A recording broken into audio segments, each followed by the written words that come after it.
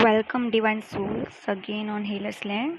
Friends, inner work में अपने शुद्धिकरण के लिए जितना मेडिटेशन ज़रूरी होता है उतना ही ज़रूरी होता है अपने अंदर की शेडो साइड को पहचान के उसे हटाना।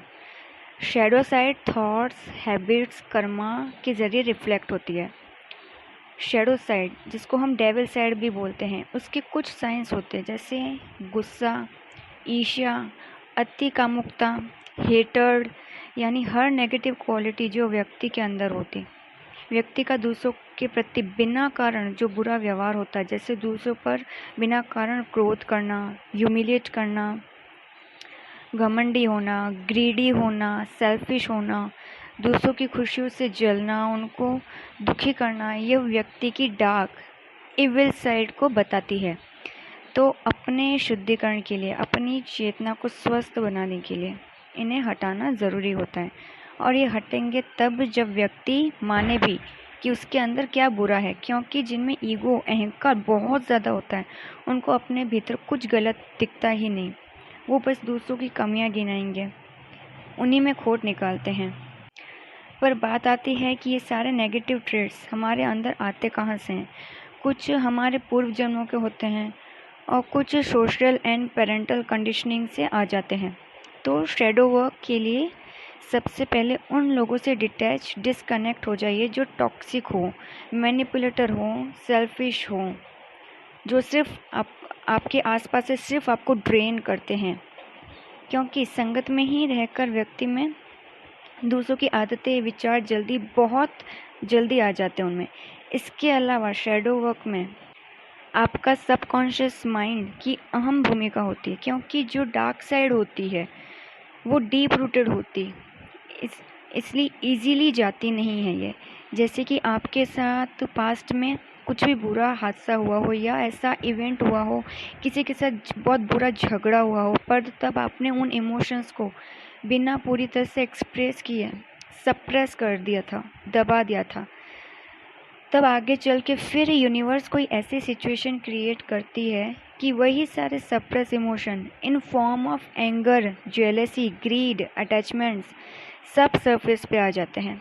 और ये ऐसे आते सरफेस पे जैसे ज्वालामुखी फटता हो।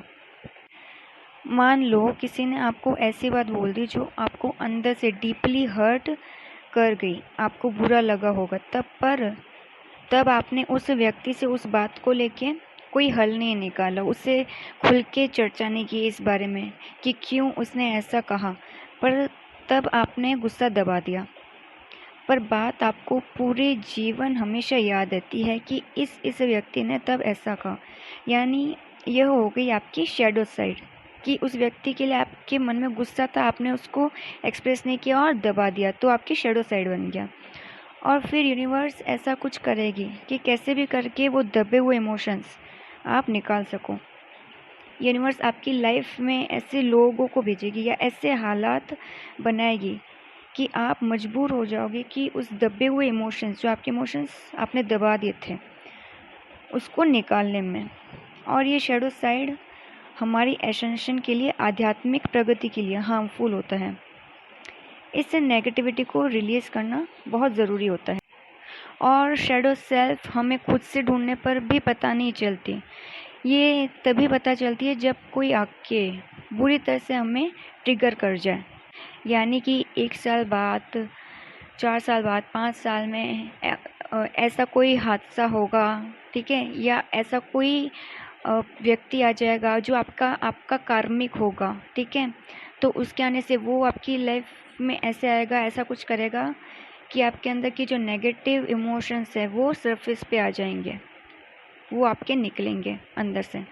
क्योंकि ये इमोशंस, ये जो हमारा शेडो सेल्फ होता है, ये तब हमें नहीं दिखता है कि जब व्यक्ति का समय अच्छा चल रहा है, उसकी लाइफ में कोई प्रॉब्लम नहीं है, वो खुश है, ठीक है, वो अच्छा खासा कमा रहा है। ये शेडो सेल्फ हमें तब नहीं दिखता है। ये तभी दिखता है जब हमारी जो स्थिति है, जो हालात होते हैं, वो बहुत बदतर से बदतर होते हैं या बुरे होते हैं, या कार्मिक का रोल हमारी लाइफ में चलता है, कर्मा हमारा चलता है, कार्मिक साइकिल जब हमारी चलती है तब ये हमें दिखते हैं।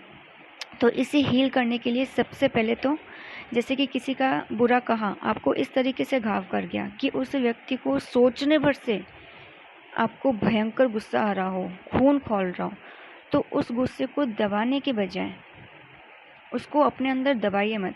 एक पेपर पे जो भी आपके मन में हो उस व्यक्ति के लिए सारी भड़ास निकाल दीजिए, सब लिख डालिए, जो भी उस व्यक्ति को आप कहना चाहते हैं वो एक कागज़ पे व्यक्त कर लीजिए और फिर उस पेपर को बाहर जाकर जलाकर फेंक दीजिए। क्योंकि किसी को अगर आपने तब उस व्यक्ति को सामने गुस्से में कुछ कहा होता तो उस व्यक्ति का भी दिल दुखता और उससे क्या रिश्ते भी ख़राब होते, रिलेशनशिप्स हमारे इसी तरीके से ख़राब होते हैं। और अगर फिर भी ऐसा करने पर अगर फिर भी गुस्सा आपका शांत ना हो कि पेपर पे सब लिख दिया, फिर भी अभी मन में वो शांत नहीं है, आपका मन हल्का नहीं हुआ है, तो फिर से पेपर पर लिखिए और फिर उस पेपर को जला दीजिए। ऐसा आप बार बार रिपीट करिए जब तक आपका मन शांत नहीं हो जाता। इससे फ़ायदा ये होगा कि आपने जो भी की नेगेटिविटी थी आपके अंदर, आपने उस पेपर पे लिख दी, जो कि आपने पेपर पे लिखी तो वो आपके अंदर से रिलीज़ हो गई।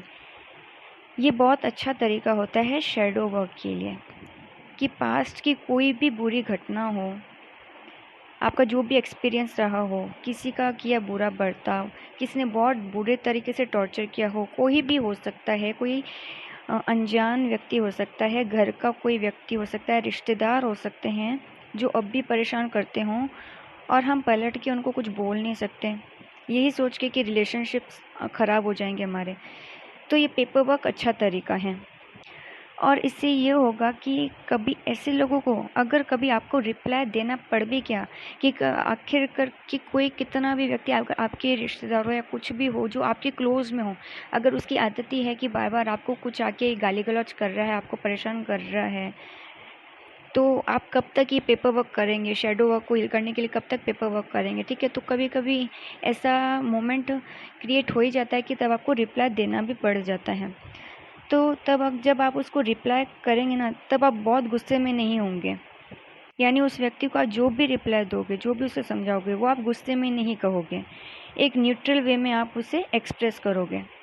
और ये तभी करें जब बहुत ज़्यादा आपको अपने अंदर नेगेटिविटी फील हो कि 10 दिन पहले किसी से झगड़ा हो गया, कुछ बुरा हो गया, ठीक है, और वो चीज़ 10 दिन में मतलब निकल ही नहीं रही है आपके दिमाग से, पड़ी है दिमाग में ही और उससे वो बार बार याद आ रही है और उसकी याद आने से जैसे ही वो याद आती है आपको ट्रिगर करती है तो आपको बहुत ज़्यादा गुस्सा आ जाता है उस व्यक्ति पे। तो ये एक्सरसाइज ये आपको तब करनी है। और अगर बात कोई मामूली सी हो, ठीक है ना, कि अगर आप किसी को माफ़ कर पा रहे हो किसी छोटी सी बात के लिए तो आप माफ़ भी कर सकते हैं। इसके अलावा शैडो वर्क पूरा साइकोलॉजी बेस्ड होता है, यानी पूरा आपके सबकॉन्शियस माइंड पर बेस्ड होता है।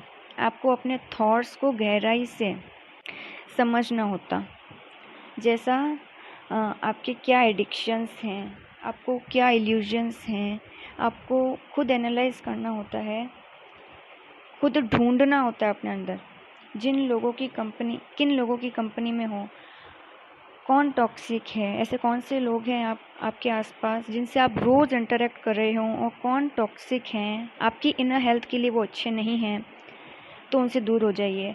आपके क्या डीपली जो फियर्स हैं, ट्रॉमास है जो अभी तक आपके अंदर हैं, जो निकले नहीं हैं, जो आपको ऐसे फियर्स और ट्रॉमास जिन्होंने आपको स्टक करके रखा हो, आप मूव ऑन नहीं हो पा रहे हो, तो इन सब सारी चीज़ों को एनालाइज करके इनको रिमूव करना शैडो वर्क के ज़रिए, ये सब शैडो वर्क का पार्ट होता है। सो फ्रेंड्स, आज का वीडियो सिर्फ इसी पे था कि कैसे हम अपनी शैडो साइड पे वर्क कर सकते हैं। अगर आपको ये वीडियो अच्छा लगा हो तो इसे लाइक कीजिए, शेयर कीजिए। Thank you for listening this video. Goodbye, God bless you.